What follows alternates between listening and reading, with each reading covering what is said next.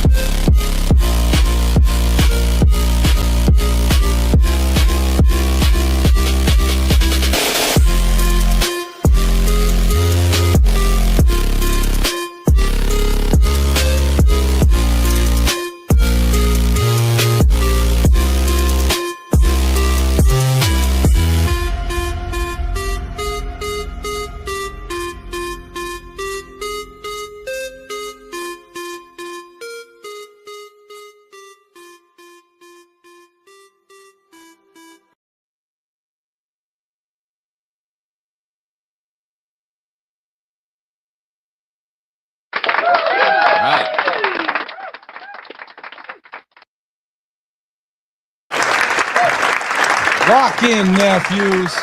You ever notice how one small detail can take over your entire mind? It can be a different tone. Maybe it's a delayed response, a look across the room, a story view, one sentence that just didn't sit right with you. And before long, that one detail has become an entire investigation. Now you're replaying conversations. Now you're studying timelines. Now you're connecting dots, nephews, that probably don't even belong on the same page. And it's not because you're weak. It's because uncertainty, it makes your mind reach for anything that feels like an answer. The problem isn't that men notice signals. All right, a man should pay attention. The problem is that we give every signal the same weight. And we treat social media view like it's a conversation. We treat a promise like it's a pattern. We treat one good night with somebody like proof that everything is fixed. We treat one bad night like everything is over. And that's how men make permanent decisions from temporary information. So tonight, I want to give you a framework that each of you can use anywhere in your life. I call this the evidence ladder. All right, at the bottom, you're going to have clues. We're talking about a look, a like, a feeling, something that might mean something. And above that, next step would be like words. All right, well, actions, what they actually do. At the top, we have patterns. Shout out to JohnnyDumbbell. Bottom line are actions and what they continue doing when the conversation is over and nobody is reminding them. All right, because that's where the truth usually lives. All right, don't give weak evidence the power to make strong decisions. That's tonight's lesson, because a clue might deserve your attention, but it doesn't automatically deserve your conclusion. Watch the pattern. Let time expose what a single moment cannot. Right? And then make a decision you can respect 5 years from now. Now, if your phone lines are open, if something in your life isn't adding up, call up, put it on the table, jump into the comments, challenge me, challenge Uncle Johnny, challenge Teacher Bill, challenge each other with respect. And if you have a question for a future episode, email Uncle Johnny Nephews. Your situation may become the case study that gives another man the framework he's been missing. So lock in, nephews. Right. Tonight, we're separating clues from conclusions, words from action, and feelings from evidence. Welcome to Ask Your Favorite Uncles. Teacher Bill, go ahead and introduce yourself for everybody tonight. What's up, everybody? I'm Teacher Bill. I'm your positivity preacher, your good times guru. I'm here to help you out with just from life experiences to help you get the answers or potential information you may be looking for to help you make a better decision on whatever situation you're in.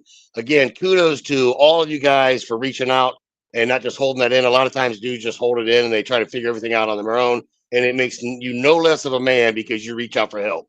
It makes you even more of a man because you're trying to take all avenues before making one decision. And you're trying to look at everything and take in different perspectives. So that's an awesome job. And like Uncle Bill was saying, longevity in your decisions, man. It's longevity in your decisions. Don't make a choice for the short term. Think about the long term on the things when you go to make a choice, and don't just assume the worst right off the bat.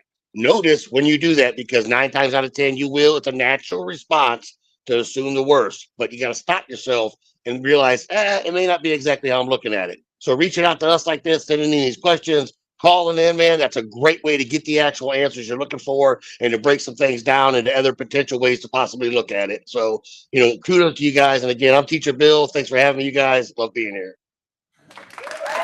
Johnny, let everybody in our chat know who you are. Introduce yourself for them tonight, please. Sorry. So I'm a JohnnyDumbbell, professional fitness trainer and life coach, and amateur though experienced screw up. I'm here to give you the straight talk on why you should or shouldn't do certain things, and most of them are not going to be based on my successes, okay?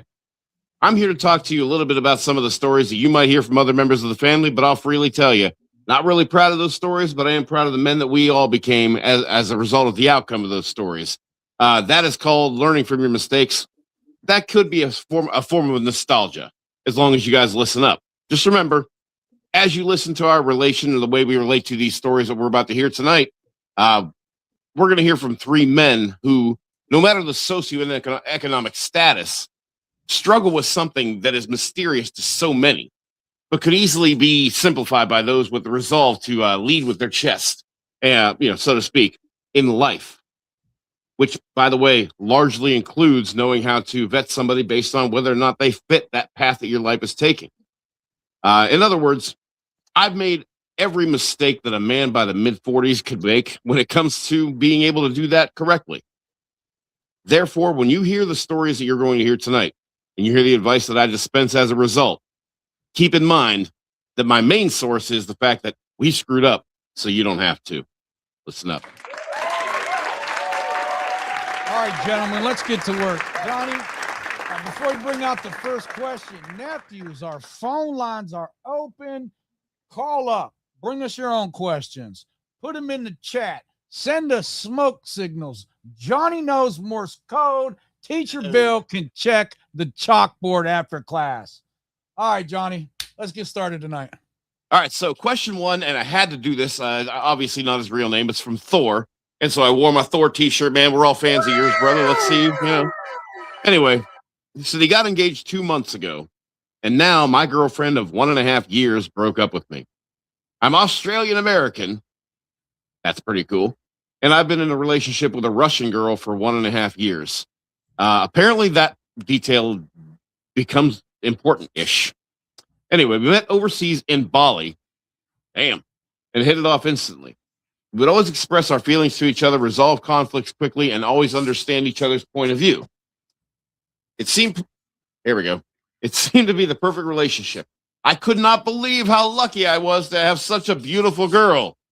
Neither could she, and you're about to hear this. She was always eager and pushy to get married, have kids, move here, and then settle down. Myself, originally being from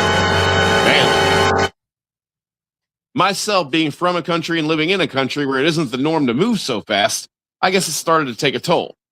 We went on several vacations together through the 1.5 years to Malaysia, Thailand in March, and then Thailand again in June. This dude went to Thailand twice in the same year. Man, I don't know, but my dude probably, listen, it sounds to me like this guy knows what Cristal actually tastes like. So fast forward 1 year to January 2026, and I noticed that she is not as emotionally close to me as she was in the beginning. For reference, she has an avoidant attachment. If I hear one more of you talk about avoidant attachment, and you know what? No, remind me to talk about that later, Uncle Bill. But that is anyway. And I have anxious attachment. That might be true, but remember, that's not a category. That's a character trait. When I started to bring up these things, she would suddenly get very defensive and always think that I'm making accusations when I was only trying to describe my feelings. Despite a few rocky times when we went to Thailand in March, with a group of her friends, I asked her to be my wife, and she was ecstatic. I made a promise.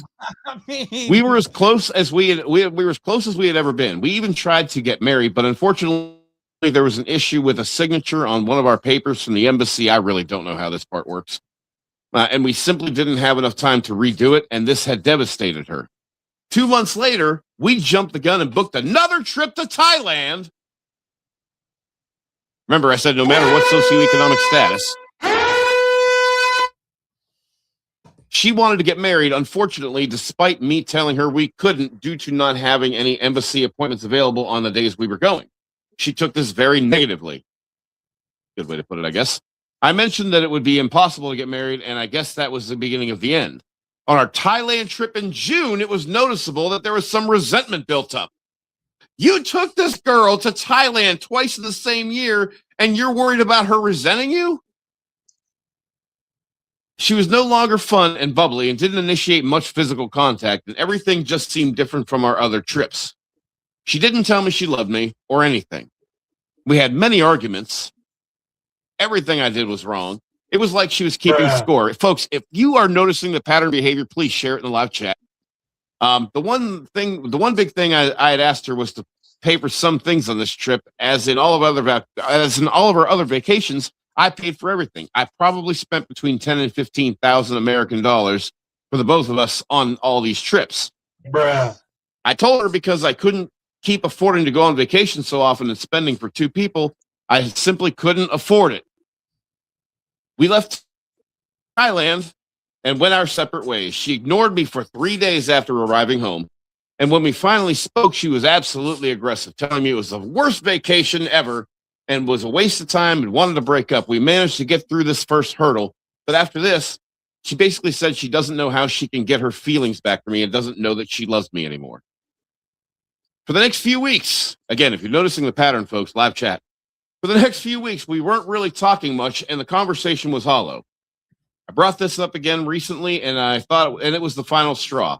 Although I didn't throw any accusations at her, she took all my feelings and thoughts and laid out as all my feelings and thoughts that I had laid out as accusations.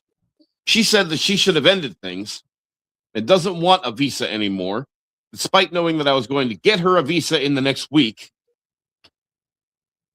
She said she needs a responsible man who takes actions and words mean nothing to her. She didn't want a guy to just have conversations with. I mentioned the conversations were the only tool we had, but she did not listen. Long story short, she got heated again and ended up blocking me. From my perspective, this emotional distance with her started around the time she became very close with her one male friend. I met him. He was nice. He would do anything at the drop of a hat and started doing everything for my girlfriend, filling that physical void. In turn, I believe this is what destroyed my relationship as she started expecting all the actions that her friend was doing from me. I believe Russian men are very direct, make all the decisions and everything like that for their partner, as well as paying for everything. If that's a checklist, I want you to check the things that you actually did in that. I'm upset. She was my love, and now I'm back to square one. I don't understand how we can go from happily engaged to wanting to get married and wanting to get married 2 months ago to suddenly broken up. Teacher Bill. Moments later. Yeah, Teacher Bill. It didn't even take a few moments, did it? I mean, No. what's going on here, man? So your girl doesn't want a visa, bro. A visa is temporary. She wants that citizenship. And apparently you weren't able to get the marriage done, and it wasn't going to be done in the time frame that she was allotting or giving you, without you realizing she's giving you a time frame to get that permanent citizenship. Right on. Good on you for writing into us. I'm sorry that's how I'm seeing it. Maybe the boys don't agree, but I'm seeing it as you weren't able to get her that citizenship fast enough. Visas are temporary. Citizenship's permanent.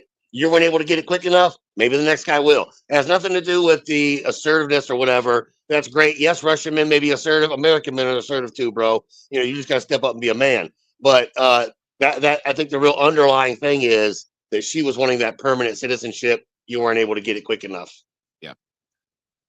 Yeah. I mean, I feel like when he already had her on a pedestal. He says, "I feel like I'm the lucky one." That translates to you already putting her on a pedestal, Thor.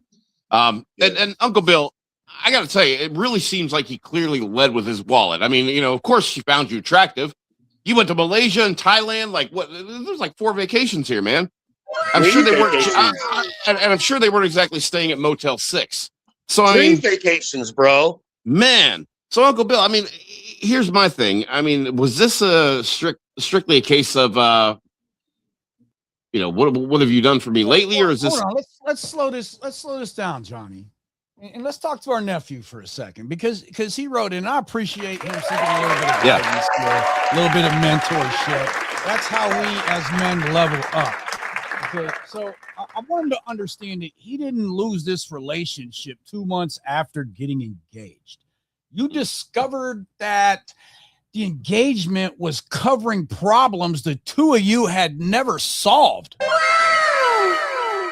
You say you had love, Johnny. He said he had chemistry. They went on vacations. They had these conversations about marriage. But what I'm not hearing is a shared plan. No. I'm hearing 2 people looking at the same future and seeing 2 completely different roads on how to get there. All right, look. I mean, Johnny, I think he believed that marriage meant they were building a life together. And she appears to have believed that meant that they were taking action now. Now, those sound similar, but I don't think that they're the same. All right, because where would you live? And when would that distance end? Like, how would the visa work, and who's going to pay for what, and how frequently could the 2 of you realistically travel? What happened if paperwork get delayed for the wedding? Like, there's so many questions, and that are not minor details. Okay, so the question, I don't even think he has to go that far. All right. I don't think he's got to go that far. He's got to. He's not even measuring her attitude towards him as any kind of an indicator whatsoever. He's so blinded by how bad he wants to be with this girl, he isn't even looking at the way she's treating him. Okay, Johnny. Well, here's where he got caught up. Every time the relationship started to become uncertain, the 2 of them seemed to reach for a bigger promise. And when the distance became difficult, they thought that marriage was the answer. The paperwork failed. I promise you it's not. Another trip became the answer. She became distant, and then he thought more time, attention, and conversation was the answer. But he rewarded low effort with more effort.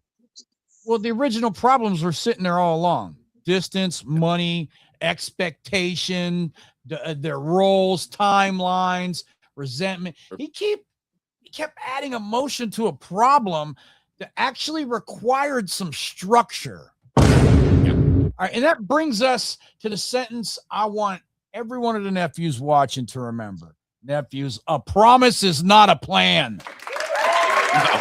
And that's why we're talking about the evidence ladder. Let's separate what you know from what you're trying to explain, nephew, because at the bottom of this ladder is your theory about what her friend, right? Like you believe he filled a physical void and kind of shifted her, influenced her, and what she expected from him. Maybe, okay. But I got to say, that's a theory. All right. And then you have another theory about Russian men. Now, maybe her cultural expectations influenced her. I'm not saying they didn't, but Russian women expect this. You can't tell what this individual woman required from that kind of statement. She had to tell you that.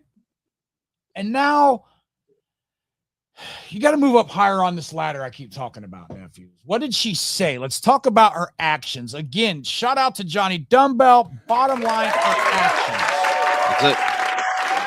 Right, she wanted marriage, but she wanted a man she can consider responsible too. Her attitude got subtitles too. Well, she pushed for marriage. Okay, let's say that. She pushed for marriage, and then she became resentful when this didn't happen. She withdrew, and then what? She ended the relationship. She blocked him. Now, that's the strongest evidence you currently have, sir. Not the friend, not attachment labels, not this cultural expectations. What you have, sir, is the reality right in front of you. That's what you have to move off of. Nephew, sometimes we chase an explanation because the facts have already delivered an answer that we don't want. Now, Thor, if he can blame it on the friend, maybe the relationship wasn't stolen from him. If he can blame it on her culture, maybe the relationship was doomed by something outside of his control. All right, if he can blame the paperwork, maybe one signature destroyed his future. And those things, those explanations, they just soften the loss. All right. But they don't help him improve his judgment. And that's what I want out of this. That's what I want for him. So the useful question, sir, it's not what made her stop loving me. It's what did I fail to confirm before I made a lifelong commitment to this woman? Now, that question is going to give you something that you can actually use. And that's why we want you to write in. We want to help you guys dig yourself out of these situations you get yourselves into. Nephews, our phone lines are open. Call us up. Put your issues on the table. Challenge me. Challenge the men on this panel. We're here for your benefit. So, Thor, here's what you're going to have to do to dig yourself out of this. This woman blocked you. Nephew, I'm going to need you to respect that boundary. No new numbers. Don't start texting her from 6 different numbers every hour. In fact, respect yourself by respecting it. No messages through other friends. No emergency visa offers. No final vacation. I don't want to hear any kind of grand gesture designed to prove that you can still take action. This is exactly what Johnny Dumbbell's talking about when he says if you're thinking about doing something dumb, expensive, reach out to us. So I'm glad you did. Shout out to you. Because action taken after somebody leaves, it's not automatically leadership. Sometimes it can be panic wearing work boots. You also need to stop pretending a visa for a relationship that no longer exists, that you're going to prepare for all of this. That already started the whole transactional nature of it. Yeah. I need him to pause every financial, immigration, travel, wedding step connected to her. As a matter of fact, the next time you feel like spending thousands of dollars on a vacation to Asia, bring your ass to Pittsburgh. I'll make sure Uncle Bill gets out here. We're going to have a great weekend together. Maybe we'll even have you on the show live, but do not spend another dime on this chick. Nephew, I get it. All right. You know, you're dealing with an actual loss. You know, you didn't only lose a girlfriend, You lost this whole marriage that you pictured, this home that you imagined, a future version of yourself that already started feeling real to you. All right. And this is why it feels bigger than a breakup. You cannot rebuild your life while standing inside a future that never arrived. Your first move here is going to be acceptance. Okay. Yeah. Not agreement. You may never agree with how she ended it, but you still have to accept what she did. Now, look, here's something else I want to do, Johnny. I want him to take some accountability, but without self-destruction. I don't want you blaming yourself for everything, nephew. I don't want you. No, this girl had a strong hold on him. No, but I also don't want you like walking away without learning anything.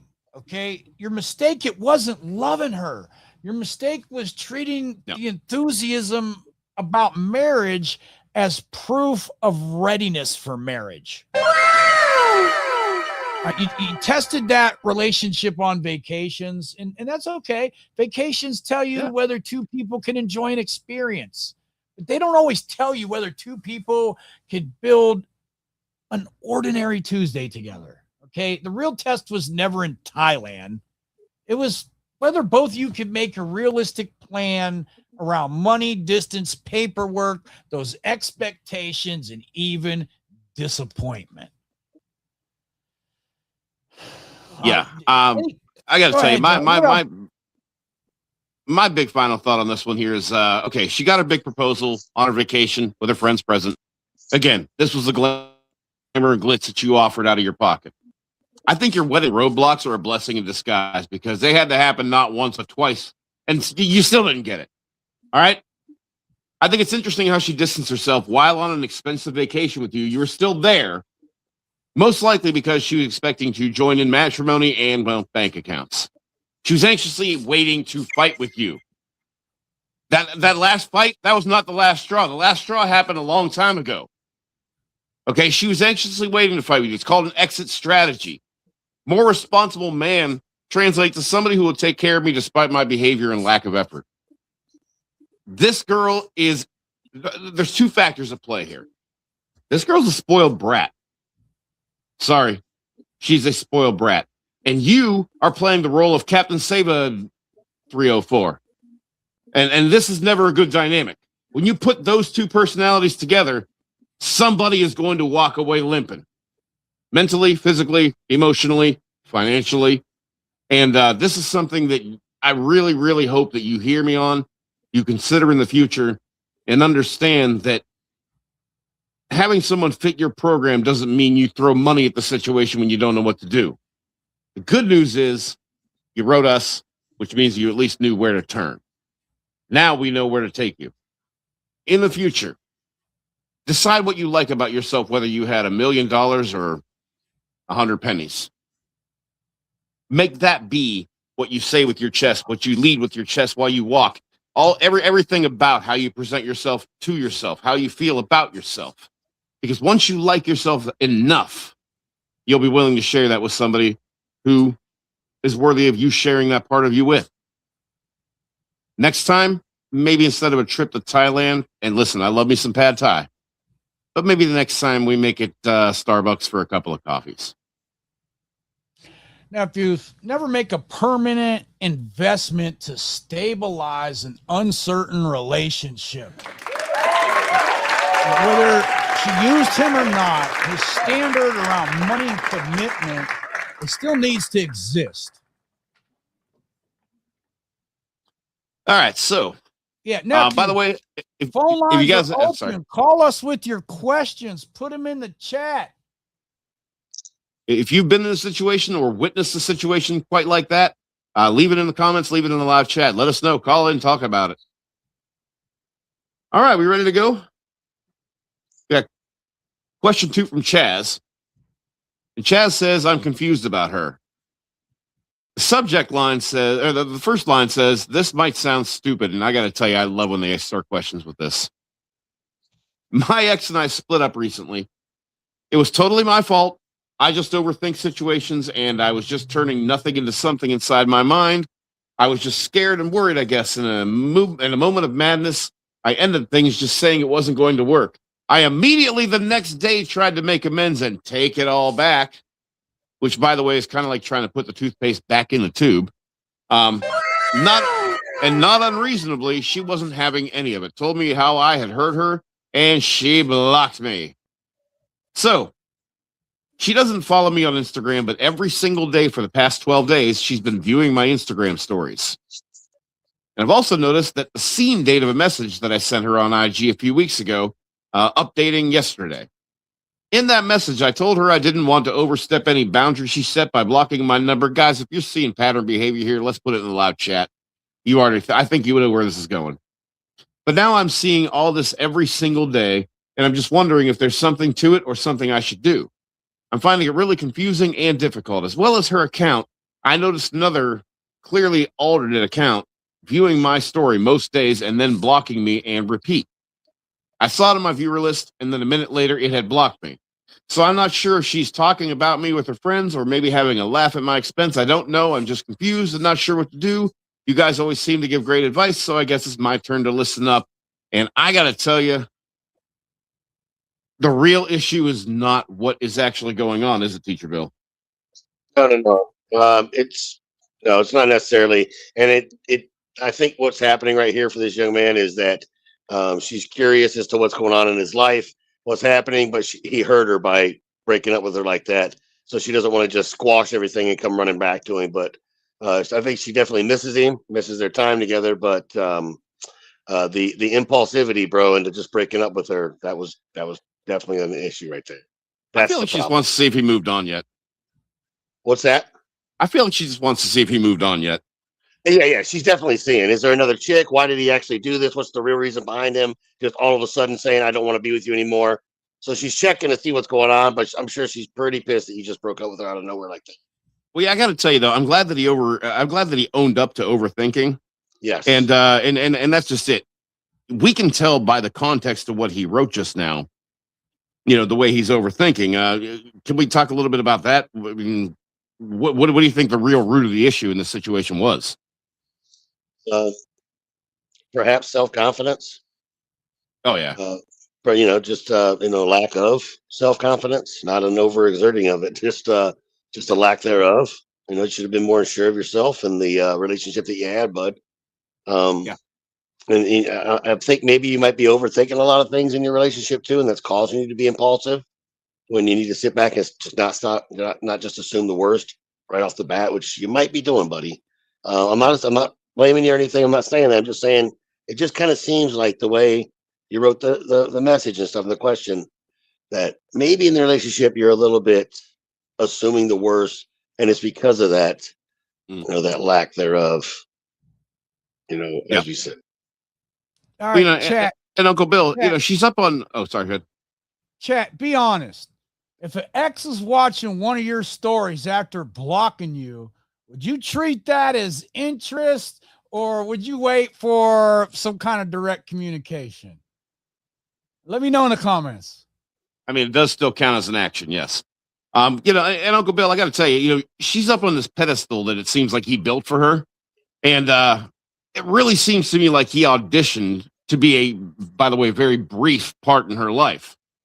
And it's almost like he's upset that his turn is ending. What do you think? Well, look, I think, Chaz, I think your ex is watching your IG stories, and that tells us one thing. She watched your Instagram stories. It doesn't tell us why. It doesn't tell us what she wants, and it doesn't cancel the boundary she clearly gave you when she blocked you. And that's where the evidence ladder matters. All right. A story is a clue. A direct message, nephew, that's communication. A conversation is intention. Right now, you have a clue, and you're trying to turn it into an invitation. Yeah, but you know what bothers me? Not a conversation. All right, look, John, maybe she misses him. Maybe she's curious. Maybe checking whether he moved on or not. All right. Maybe Yeah. she's showing his page to one of her friends. All right. The alternate account. That might be her. Young men, I'm going to give you some free advice here, young men. Bruh. Young men, remember one thing. When you text her, assume that she is not the only person that's going to read that text message. Just going to throw that out there. You're welcome. Here's the thing. I'm real big on you keeping your word. And you already sent a message saying you would not contact this woman again unless she responded. Everybody wants to be a man until it's time to do what a man has to do. Well, and here's the thing that bothers me. Instagram. Okay, look, a man's word cannot depend on who viewed his story. No. Let's talk about accountability, nephew, and let's deal with your part in this. All right, you ended the relationship during what you described as a moment of madness. Not a moment of standing on business. Johnny, no. The next day, he wanted to reverse that decision. But a breakup is not a pause button. You don't get to announce the end, feel immediate relief, and then expect the other person to return once your emotions have settled down. She experienced the breakup when he said it. All right. His regret does not erase her hurt. All right. Now, it doesn't make him a bad man. It means that he used a permanent decision to escape a temporary feeling. All right. He let his feelings take the place of his logic. Yes. And this is what we got to change with him. All right. This whole. Okay. Let me slow down for a second. All right. Imagine somebody repeatedly is walking past your house. All right. You might notice them. You might wonder why they're there, but until they walk up and knock, you don't open the door and begin a conversation with them. Her story views are somebody walking past the house, nephew. If she wants to rebuild something, she knows where the door is. Absolutely. Okay, Teacher Bill, we talked about this a couple weeks ago. Instead of bottom line her actual actions like he should be, he's checking her social media actions, looking for clues. All he's looking to see is if he's seen, if she's heard, if she's seen anything he's posted. This is miles and miles away from the kind of body language and attitude and bottom lining people's actions that we always grew up doing throughout our dating life, at least our early dating life. Johnny said he can't say it better.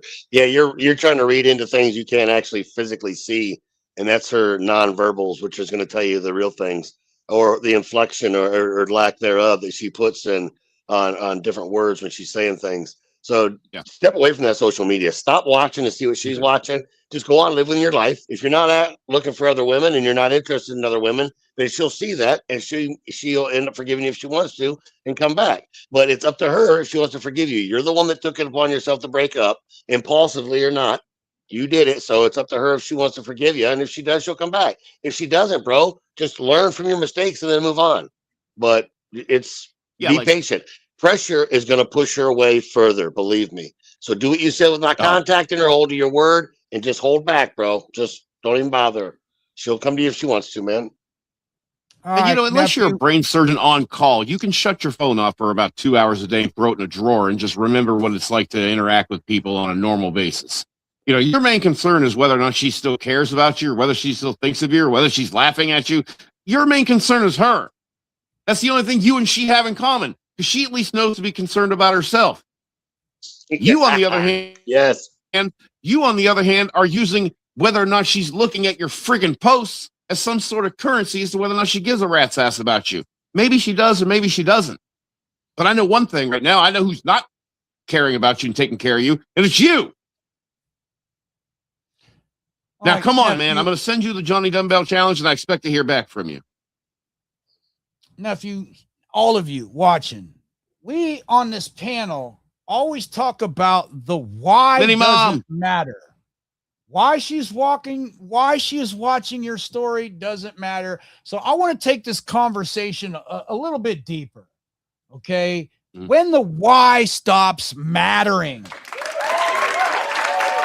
All right, why it's useful Well, only when the answer can change your decision. Okay. Yeah. Why did the car stop running? All right. That answer determines what you repair. All right. Why did your business lose money? That answer determines what you change. All right. But when every possible answer leads to the same next move, why becomes a hiding place? You're no longer gathering information. You're delaying the moment when the information becomes responsibility. Because once you accept what happens, you have to move. And that's why men become detectives. And they think if I can keep investigating, I don't have to decide yet. If I can find another explanation, I can keep this possibility alive. If I can that's that understand fragile ego. exactly what happened inside someone else's head, maybe I can negotiate with the outcome. But nephews, an explanation does not automatically create another option. Okay.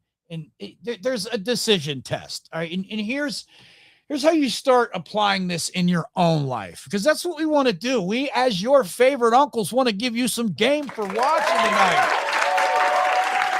All right, whenever you catch yourself chasing a why, I want you to ask 3 questions.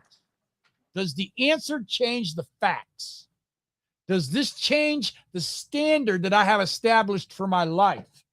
And third, does the answer change my next move? And if the answer is no, you stop investigating. Make the decision. All right. She stopped investigating. Maybe she became stopped investing at all. Maybe her feelings changed. Maybe somebody else entered the picture. Do any of those explanations change the fact that the investment stopped? No. If your business partner repeatedly misses deadlines, maybe he's overwhelmed. Sure, maybe he's disorganized. Maybe he doesn't respect the agreement. Does the explanation change whether you can trust him with another critical deadline? No. The why, it may explain behavior, but it does not erase the pattern. Okay. You stop judging decisions nor does it change the meaning quality of the explanation and start judging them by the quality of the evidence. Go ahead, Johnny. What'd you have to say? So nor does it change the meaning of it. Yeah. I mean, so there's always that reason behind it. Right. So we got go ahead, Johnny. Oh, I was gonna if you have a final thought on that, I was gonna move on to the next one. Okay, yeah, let's move on to our last question. I tend to get a little long-winded sometimes, nephews, and we want to keep this to about an hour, especially if you're not taking advantage and calling up. Phone lines are open, nephews. We'll be on for probably another 20 minutes. Call up, ask your favorite uncles. All right, so this one's from Aldo. So my girlfriend hates my phone. Come to think of it, I hate my phone.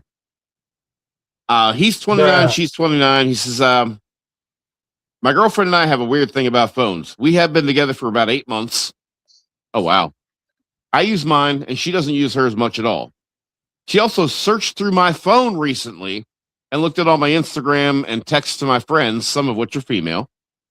We have been fighting really bad lately, but even before her searching my phone 2 weeks ago, which by now is 2.5, 3 weeks ago, she always looks at me every time I'm on my phone as she's walking into a room and stares at me like I'm doing something bad. But that being said, I know how much she doesn't use her phone. She's a very in-the-moment type of person, which is perfectly fine. But I use my phone a lot. I don't ignore her when she speaks to me. I give her all the attention. But as she walks into a room and I'm on my phone, I lock it and I put it down. And I pay attention to her because I know her feelings on the matter. And every time I put my phone down to pay attention to her, she gives me this weird look. Then when I acknowledge it, she says, "Oh my God, nothing is wrong. Get out of your head," every single time. If that sounds familiar, put it in the live chat. But then she recently went through my phone, so it clearly bothers her. But it's not just the phone thing. She always tries to deflect every argument and spin it back on me about me being in my head and how I need to get out of my head. Not to mention, When I just try to have an adult conversation and tell her about something that I don't like, she always says something sarcastic like, "Yes, sir, I'm sorry." In this town, it's like she's about to cry and I'm just scolding her like her father. I love this girl, but God, she drives me effing nuts. She can tell me anything. She wants that things that she can tell me anything she wants about what she dislikes about me. But anytime I have any kind of response, I'm accused of being defensive, or I get told that I'm just in my head, or she can just she just flat out tell me something that she doesn't like, and I accept it, but I don't get the same common courtesy. Not to mention, I feel like she's constantly searching for validation. I mean, we were sitting in a bar less than 2 hours ago, and in the span of, oh God, don't drink with girls like this. Bruh. Sitting in a bar less than 2 hours ago, and in the span of 30 minutes, she mentioned being together for a lifetime, like 4 different times. I got a little frustrated, and her exact excuse was, I just like to hear you say it. And she was immediately frustrated when I was trying to explain to her that I understood that and that I love that she thinks that way. But the constant asking me in such a short period of time can be a little bit nerve wracking. I just need to know how to approach her about a conversation about things without getting gaslit. Uncle Bill, do you think that if he says to her, I need to talk to you, but hey, here's the rules, no gaslighting, you think that's going to suddenly happen for him? No, look, although your girlfriend, she does not hate your phone. Let's get this straight right now, sir. Bruh. The phone is where a much bigger problem that you're having is becoming visible. Nephew, she watches you when you use it. All right, you're leaking energy. You put it down when she enters a room. You tell her nothing's wrong. Then she searches through it. And when you raise a concern, she says you're in your head. When you keep talking, she gives you that sarcastic. And shout out to Mini Mom. Move on. It won't get any better with time. Sir, I'm sorry. Now you're no longer discussing what happened. You're defending your right to discuss it. All right. And that's the pattern we need to evaluate. Again, third time tonight, shout out to JohnnyDumbbell. Bottom line, her actions.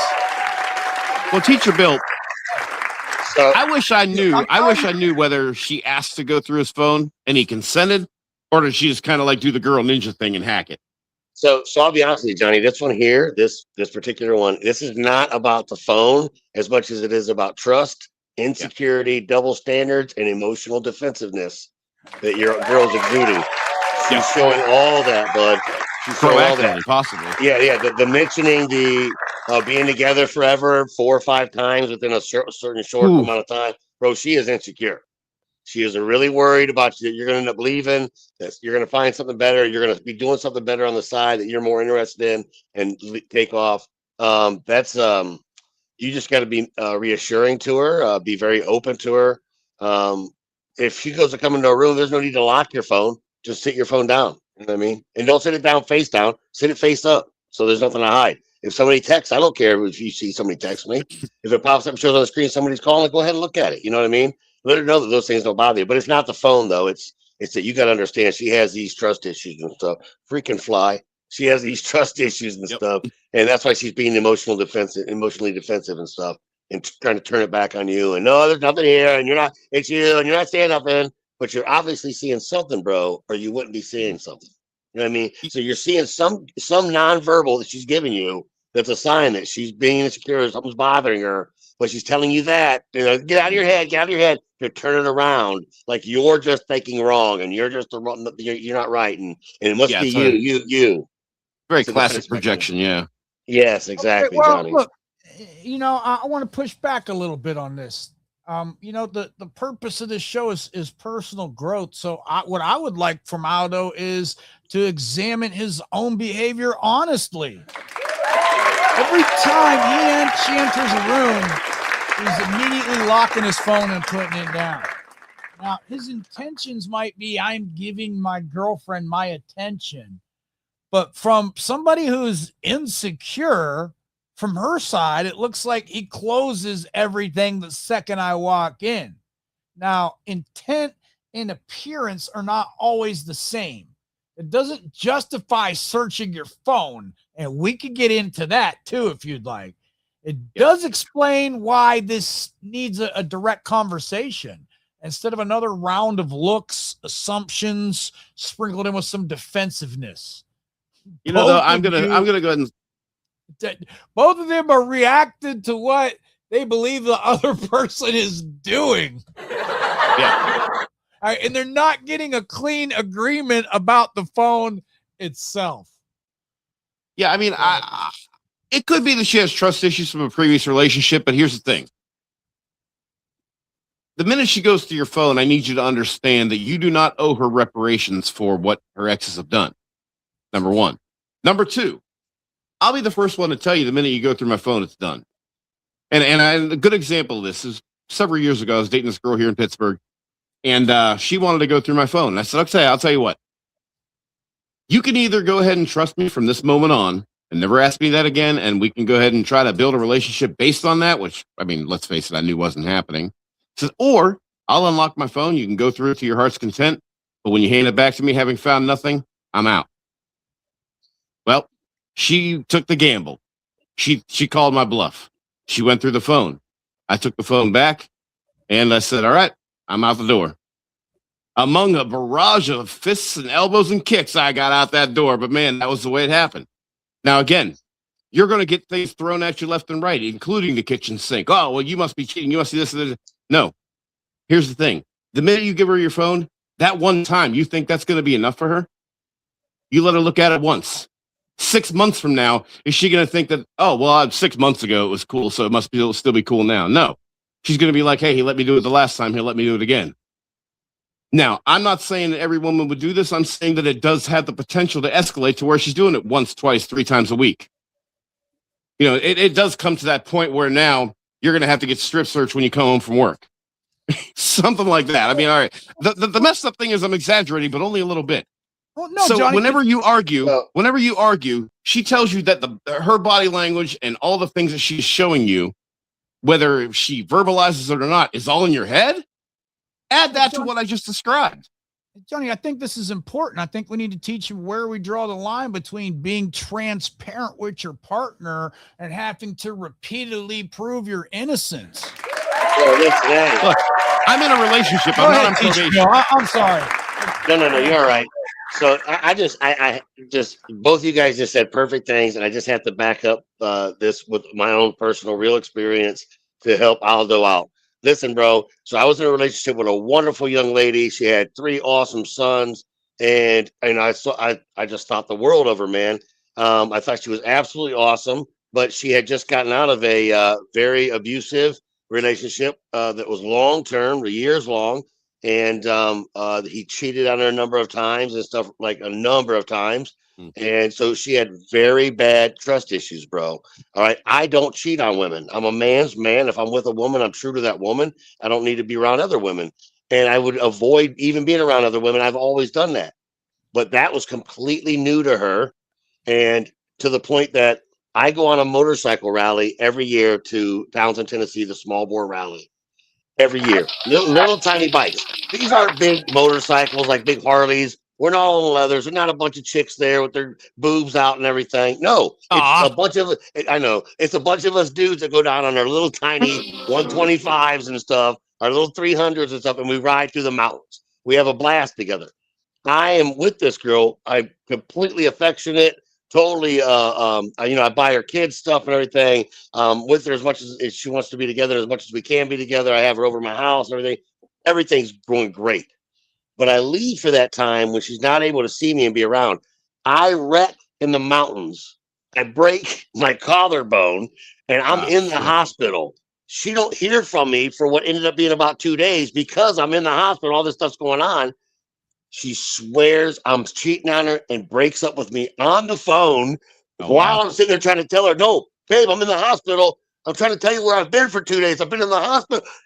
Swears that I'm cheating on her, and it was because he was so insecure from the things that had happened in previous relationships. My Your God. girl may have been through things you have no idea what she's been through, and she may not want to hear anything from you as far as other stuff except certain things, and she may need you to be around all the time. That's not how you need to be, bro. You don't have to prove yourself to people like that on an abnormal amount. Be open, be honest. But if that's not good enough for her, bro, you may have to end up moving on from this one. You know what I mean? We're not all meant to be with the exact person we're with at that point in time in our life. Some people are just lessons to be learned from, and people to meet and move on from. They're just, I don't want to say anything bad. You know what I mean? I don't want to say anything bad. No, that's exactly it. Some people are just lessons you need to learn. And see, listen, so this wonderful girl, we split up because of that. But it's the same thing, trust issues, bro. So they can be serious things, man. I want to give him some game on how to handle the deflection, because I think this matters. Oh, yeah. Okay? Now, if she says, what'd she say? You're in your head again? All right. Now, if you do not chase the argument. I was married to one of those. Don't chase the argument. Say something like, maybe I am interpreting this part incorrectly, and that's why I'm asking you this directly. But searching my phone happened, and we still need to discuss it. And then if she says, yes, sir, I'm sorry, you got to check that too. You got to say, I'm not asking you to submit to me, and I'm not scolding you. I'm not yelling at you. I'm asking you whether we can discuss something I dislike with the same respect I give you when you raise a concern. Don't rescue the conversation from discomfort. Her response is evidence. Okay, she can settle down, speak honestly, and negotiate a fair agreement, then that is going to tell you something. If every attempt becomes sarcasm, tears, blame, dismissal, deflecting, that also tells you something. Your job is not to force a productive conversation. Your job is to notice whether one is possible. Yeah. Now let's move on to this validation thing, because that's another problem I see here. All right. She mentioned spending a lifetime together 4 times in 30 minutes because she needs to hear you confirm it. You know, I don't even take 4 shots in 30 minutes. All right, listen, I don't want to shame anybody for wanting reassurance, but reassurance has to work. Okay. If you answer once, then again, then again, then again, the question immediately returns. You're no longer providing information. You're participating in a temporary relief cycle. Okay. And you should, again, and it's going to repeat. It's going to fucking repeat.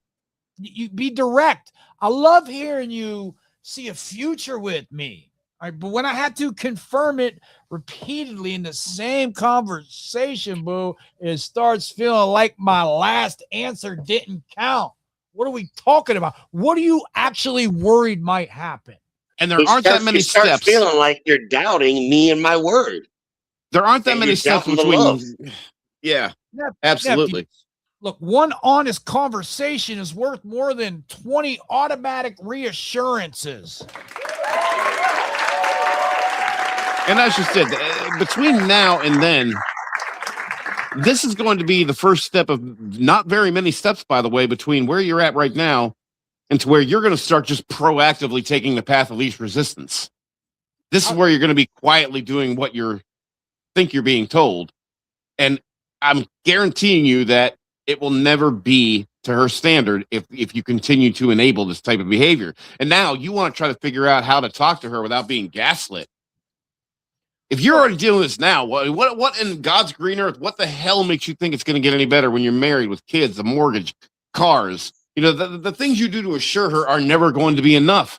She's still going to ask for more and more and more. I mean, until she either...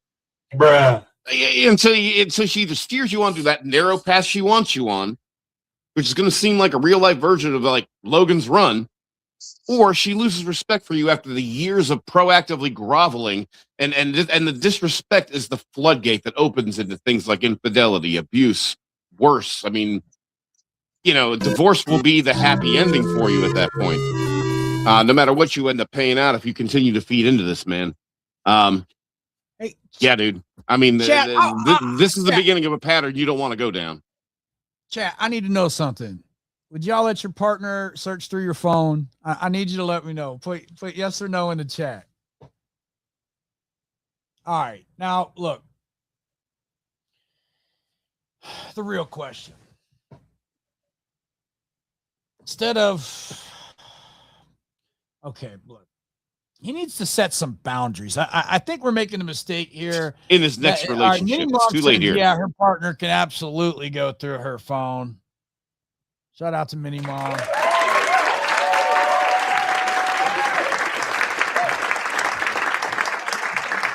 I mean, she can go through it once, but I'm out. Okay, so you need to have a hard conversation with this woman. One conversation, nephew, not 5 arguments. One calm conversation. You can address 3 things. The phone search, the dismissal whenever you start to raise your concerns, and the standard you want both of you to follow. And then shout out to JohnnyDumbbell, bottom line actions. Watch what happens. Don't grade the conversation by whether she agrees with everything you say. Grade it by whether both of you can remain honest, respectful, and accountable while disagreeing. That's the test. Compatibility, it's not about enjoying each other and everything feels good. It's also about whether problems can enter the room and without respect leaving it. Okay. Nephews, look, stop arguing over the phone long enough to examine what the phone's actually revealing to you. Can both people raise concerns? Can both people hear the word no? Can both people follow the same standard? Can disagreement happen without punishment or some sort of ridicule? I'm doing something on TikTok. I apologize, gentlemen. They don't call him William the Conqueror for nothing, ladies and gentlemen. All right, nephews. But really, I just want him to understand the phone isn't the problem. His lack of having a direct, honest conversation is. All right, nephews. Before we get out of here tonight, I want you guys to remember one thing. Not every clue deserves a conclusion. Not every explanation deserves another chance. Not every unanswered question requires you to put your whole life on hold. Some men lose years trying to understand decisions that have already been made. They keep investigating. They keep explaining. They keep asking why. And it's because looking for another answer feels easier than accepting what the evidence already requires. Right? Your life cannot move forward while you keep reopening cases that reality has already closed. Look at the evidence. Apply your standards. Make the decision, then stand on it. You do not need perfect certainty to move with integrity. Right? You need enough clarity to make a decision you can still respect 5 years from now. And that's why we're building this community. We're not here to blame women. We're not here to make men bitter. We're not here to tell you what you want to hear. All right, we're building a place where men can learn how to see reality clearly, where they can control their emotions, where they can accept accountability, where they can protect their self-respect and make better decisions, because manhood is a skill set. Shout out to KZ. And skills, nephews, they can be sharpened. So I want to thank everybody that took the time to write in, everybody that was in the chat that challenged us. Like and subscribe, please. Every one of you that quietly just listened because something tonight was hitting close to home. Thank you, nephews. I appreciate your time. I appreciate your trust. And I do not take either one lightly. If tonight gave you something useful, share this episode with one man who needs this lesson. Subscribe. Come back next week. Bring us your questions. Bring your experiences. Bring your honesty. because your story may become the lesson that helps another one of our nephews change his life. This is more than a live stream. This is a community built to help every man watching become the greatest man his bloodline has ever seen. Thank you, Johnny. Thank you to Teacher Bill. And thank you, nephews, for continuing to build with us. Until next time, keep your word, trust the evidence, make decisions, and go forth and conquer. Teacher Bill, you got anything to add before we wrap this up tonight? And kudos to all you guys for writing in. Way to reach out, not just try to figure things out on your own. That can sometimes drive you mad. You reached out to your uncles, man. We were able to give you some advice. Take it or leave it. It's the advice we got to give. We don't judge you. We give you props for reaching out. And that's the advice we have to give, man. Appreciate you trying, man. And everybody else, if you're thinking about it, don't sit back and hesitate. Reach out and ask, man. There's no harm in reaching out and ask. We got advice for you. It will always come from the heart. Thanks for having me, though, you guys. I love it. All right, Johnny, wrap us up tonight. So tonight, guys, we heard from 3 young men tonight who led with money instead of personal appeal and leadership. Needed a crash course in self-respect and self-confidence. And one who needed to learn to recognize pattern behavior before it becomes their burden and eventually their dismal lifestyle for however long he's going to let it last. Those are decisions. Those aren't mistakes. Those are opportunities to speak up and talk about how you deserve to be treated, even if the only person listening is you. These were opportunities for these young men to strengthen themselves. And while that didn't necessarily happen during the process that they just experienced, they took the first step by writing us and having us give our input for what they, for what we have to say about what they should make as their next move. Now, I, for one, am grateful for that, because now that means that all the things that I lament and regret, all the stupid shit I did as a younger man, and the lessons I learned, and as embarrassed as I am to have been as old as I was when I learned them, didn't happen for nothing.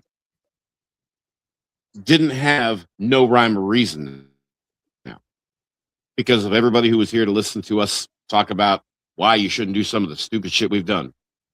If you benefited from tonight, even if all it did is entertain you, give us that like. It really helps our algorithm. If you think we suck, give us the thumbs down. That also helps our algorithm. We're good with that. You make a decision, whether you're live now or when it uploads to YouTube, but you got 3 days between now and the next time you see us again. 71 hours to be exact.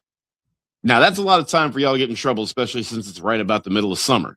So I'm just going to ask you to do us a favor. Keep the drugs and alcohol and all the mischief to a very minimum if you could. But if you do drink, don't drive.